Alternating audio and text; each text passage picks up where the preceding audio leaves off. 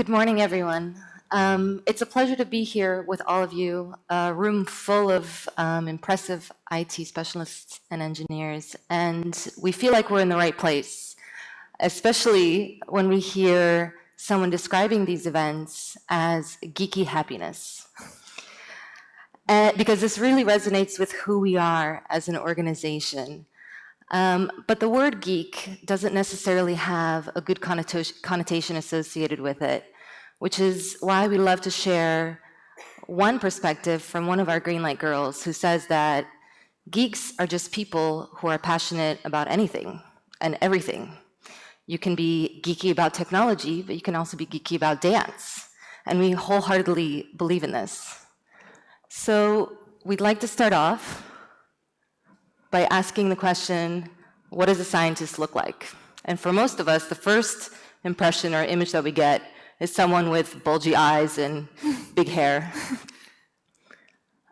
So there was a study that was done that was really quite interesting a few years ago. They put a bunch of 7th graders in a room and they asked them to draw what a scientist looks like. And the images were just like this, with white lab coats, goggles, etc. And then they put them in a room for 30 minutes with an actual scientist, with a physicist in this case. They put them in another room and asked them to draw what a scientist looks like now. And this was some of their results. Retro, cool. The message was basically that they commented now that scientists are just like you and me. So going back to this image, the real message is not all is as it seems.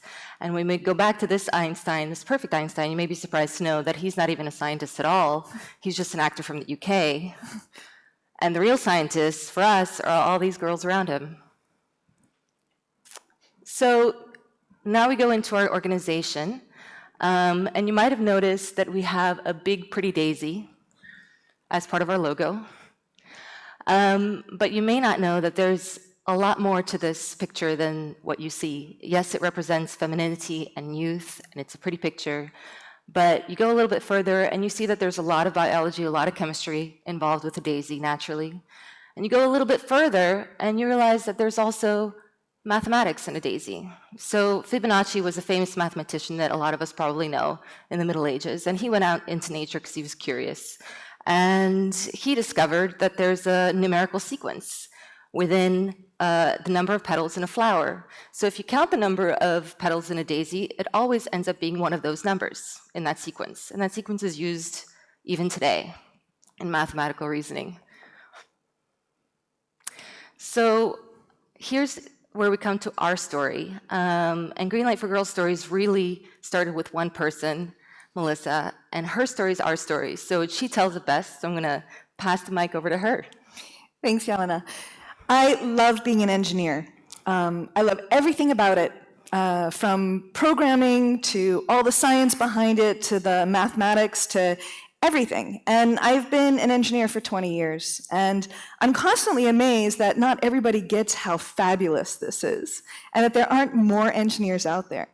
In particular, when I look around the room, not only when I was in class 20 years ago, but also even today, there didn't seem to be an equality of both men and women. And I never really understood that because, again, I love being an engineer. So why isn't it more open to everyone, that they realize what that possibility is? Because we need more people to be in the field of creating things, and we're depending more and more on technology. So we have a need to get more people in. So it was at that moment where, for 20 years, I enjoyed the opportunity to encourage, especially women and young girls, to get into engineering and math and science. But really, it was just really pissing me off because the numbers aren't changing. And especially in certain fields, stagnant was as best as it could get. Sometimes it was even going down. And starting to look around and seeing, okay, well, what could we do about it? What could I do about it to start it off? So it was that one moment of, let me see what I could do to create. And I was in a moment of creation because I had just created my engineering company, and now I'm what's called a serial entrepreneur, just because it's so contagious. I can't just help creating new companies. But it's that one moment that I said, you know what, let's do something about this. And what are we going to do that's different? And this was before. I mean, right now it's a little fashionable to talk about doing something with girls in STEM. But even a few years ago, it wasn't. It was there was stuff out there, but it wasn't a lot. And so I actually started off the organization by sending off one email. Strangely enough, that's how it began. And it was one email that I just put my thoughts to it and said, I think we need to do something. What do you think? And I remember before I pressed send, I thought, I have a funny feeling this isn't just one email. And I was right. That one email created a viral chain of events. The email passed from person to person, and it created the organization that we are today. And it started off, and even within the first 12 months, it very quickly became an international board of directors, more than 500 volunteers. We had already then started on 5 continents, and we had 1,000 curious Greenlight girls. And that's how the story began. But the story isn't about one person. It never is. For any of the companies that I've created or initiatives or projects that anyone creates, it's never about one person. It's about trying to create something that many people can get involved with. And that's what we've done. So this is not my organization. It is something I started, but now it's many, many people's organization, and they love to be a part of it. And it starts off by also having a leader that leads a great international team. And I'm going to pass it over to Jelena. So I'm going to start it off like I do with the kids around the world by saying I have a really cool job. I get to travel and inspire girls all around the world and send this really important message. But I began as a scientist. I worked in a lab. I have a background in molecular biology, and Melissa kind of found me and said, I think we have more plans for you. She didn't say it in those words, but she meant this. So now I teach. I'm an educator. I'm a science advisor.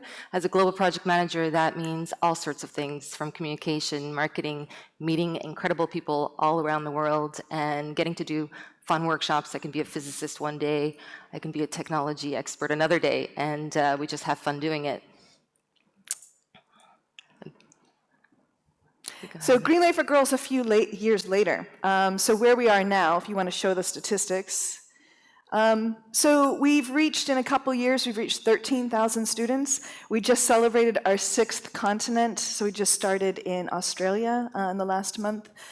We've now held about 90 events, and we've created a little bit of a contagious momentum.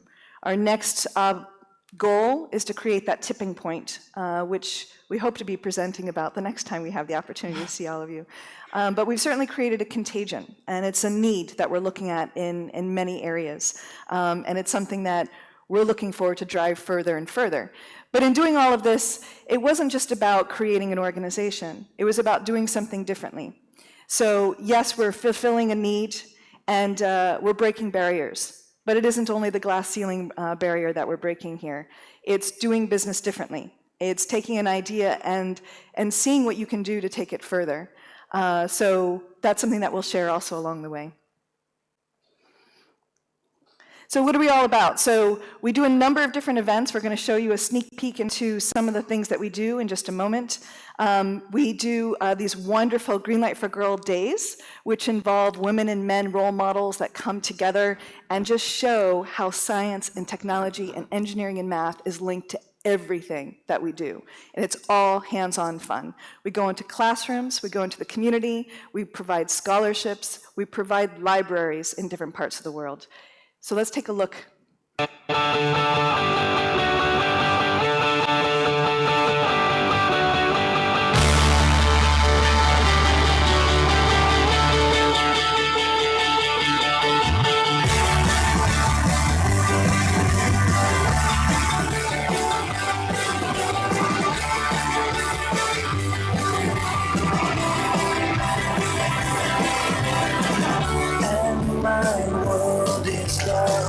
Solely magical, it's a beautiful life.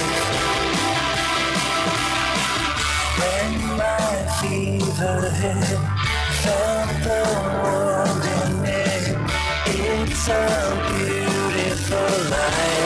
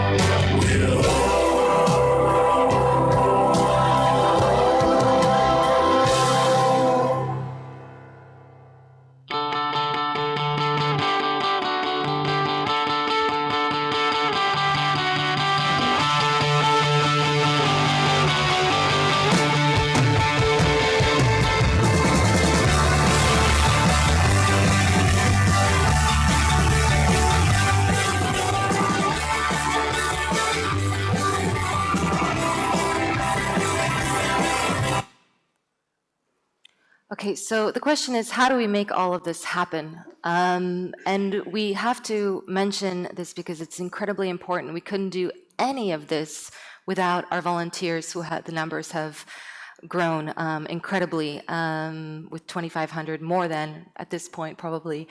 And they're a team of role model professionals all around the world from different organizations, different backgrounds. And the one message is here is that we all are not afraid to get a little silly. Here, we're going to talk a little bit about breaking barriers. So the way that we've to break barriers is, one is to address a few questions along the way. So the first one is about just for girls. So of course, with the name of the organization, it's not unusual to get a couple questions about why are you doing this only for girls, and we're always answering that question, in fact, even after you look at the statistics. But the thing is, actually we don't. We're encouraging this passion for science and technology and engineering and math for everyone. We are focusing on girls because there is a need to do something about the numbers. There's a need to make sure that everyone knows where their future can be.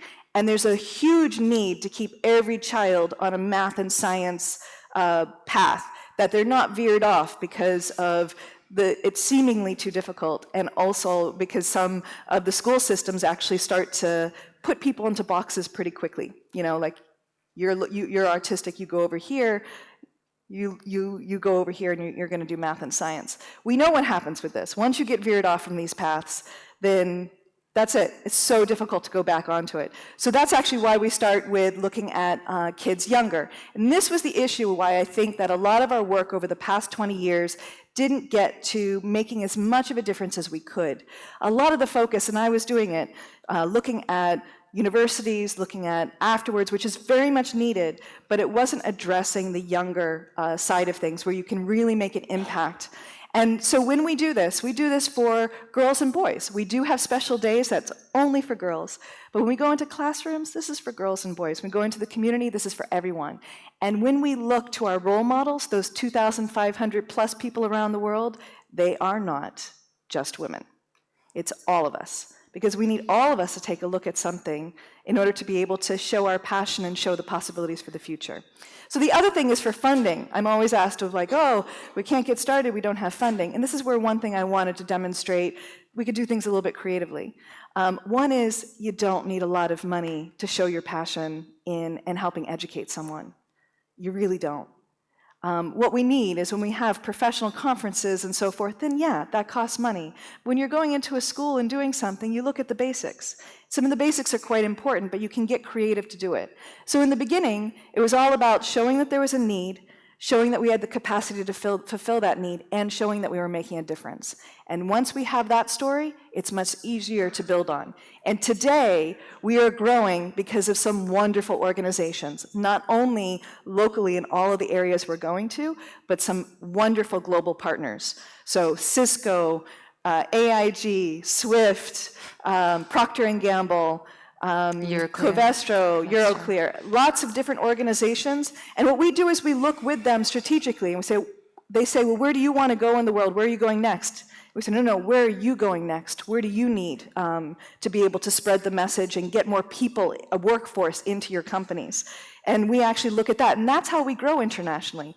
We love to look at a map, of course, and go, you know what? I think there's a huge need there. That's not how we've grown. We actually wait for someone to come to us.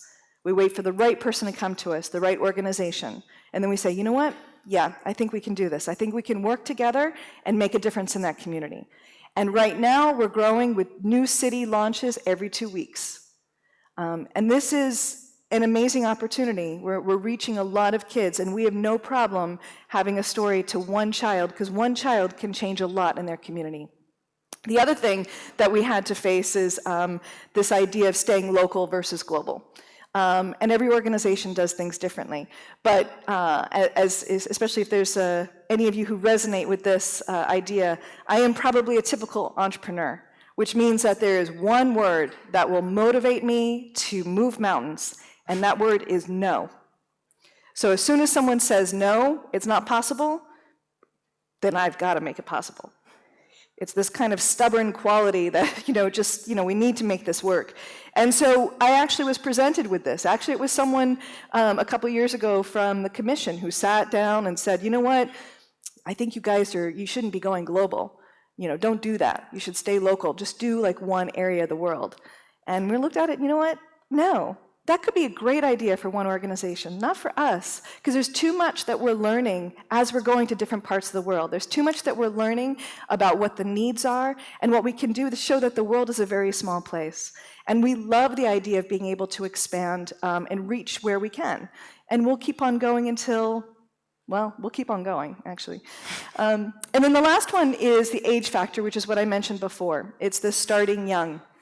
It's never too early to encourage the passion in science. In fact, I've just recently adopted a little girl who's 6 years old, and she's still, learning how to read, but she loves technology. In fact, learned the password on my phone within probably a day of meeting her. And has already started, of course, and she loves her tablet. So, of course, you know what? She doesn't know how to read. That doesn't stop me. I started to teach her how to code. And she's brilliant at it. She's fantastic. May not be able to read the books that she needs to do for school yet. She'll get there, but she loves to code. So technology is at the fingertips of all of the kids, which are the future of where we're going. And the more we can incite that passion at a younger age, then they will be able to also ignore the no's. When someone says, this may be too difficult a path, or maybe you shouldn't do this, is just say, you know what, but this is a dream that I have, and I'm going to keep on going. Let's get the next one. Do you know what you want to do when you grow up?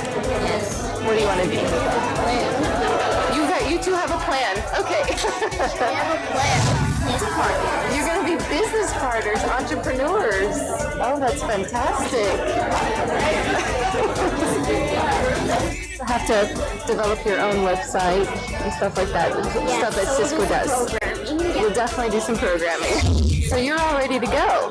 Yes. We've had this plan since 3rd grade. Wow. Yes. A lot of planning. A lot of fun.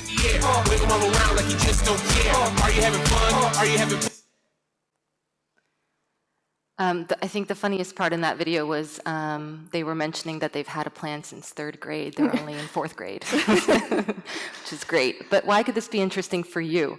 Are you having fun? 5, 4, 3, 2, 1, I'm done.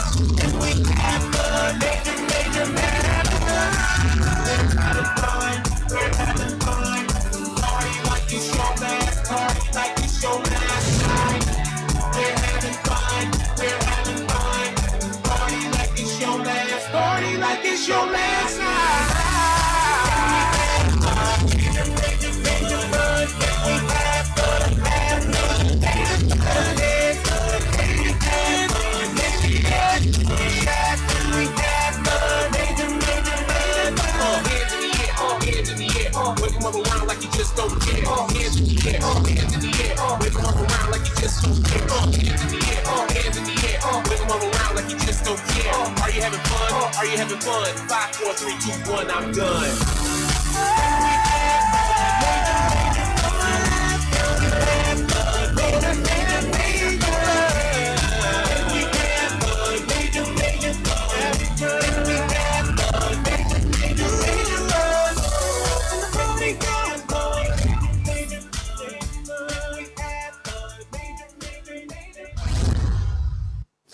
Do you see yourself in IT one day? Yeah.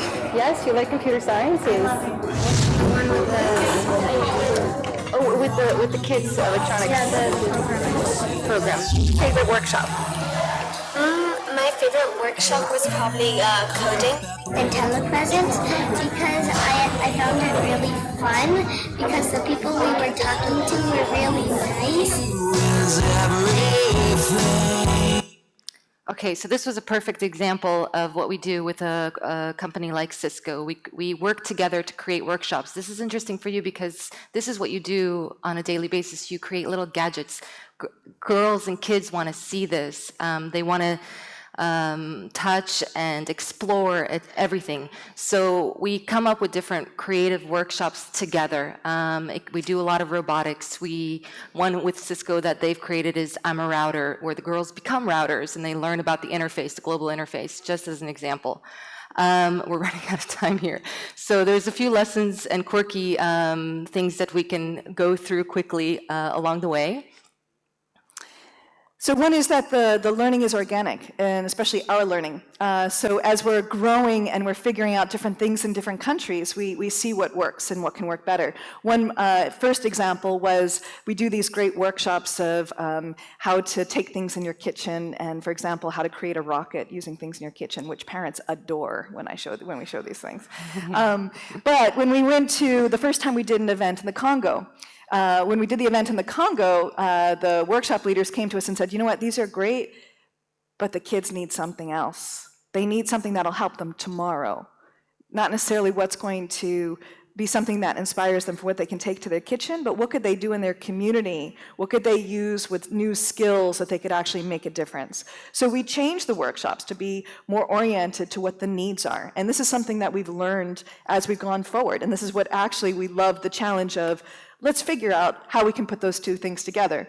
Recently, we did an event with a rugby team, the All Blacks, and it was literally a couple days before they won, so that was really cool, with the World Cup. And basically, we wanted to figure out, okay, how do we link these two things together? And we created an event that linked science and sports together. It's the physics of playing rugby. So it's fun to come up with these challenges and just learn along the way. So we aren't afraid to express ourselves, and we love to get it wrong, because then it means that next time we'll get it right. And we encourage all the people that we are working with, between the young ones, the older ones, to do the same thing. So my favorite thing that I love to hear is to talk to someone who is in a wonderful profession, and they talk about how great they love their job, and then I say, how about if you run a workshop? And then someone will say, you know what, I don't really think I'll do that. Yeah, I'm not good at presenting. And I'm like, perfect, you're the perfect person. Let's give it a try. So I try to encourage people to get out there and try something that's for them too, as well as for somebody else. Next one. Ooh. So asking a lot of questions is important that we ask the kids, but we also ask it to ourselves as well. And the other one is to be curious and be courageous, like the labs who love it when we light things on fire. We don't always tell them ahead of time, we probably should. And also never underestimating the impact. We make an impact with every single person we reach. Every single person that you talk to, you make an impact. And that's how we don't look at the numbers in its biggest form, we look at the stories, and we see the results. And we have so many wonderful stories of kids who are now exploring these opportunities. Kids also who are exploring it now. One of our favorite ones is this young 14-year-old who created her own app, and we went to Apple for her launch. It was wonderful. It was a great opportunity. We're encouraging them now. There's no barrier on doing these things with age, and that's what we love also about teaching related to technology. And never underestimate that the job is done. We recently had this when we launched in San Francisco. We thought, well, this is an area of Silicon Valley, the whole California. Is this the same need, for example, when we're going to other areas? Do we need to talk about technology? And then we received, within seconds, an email from a parent who said, thank you so much for doing this. We don't have any event like this near us.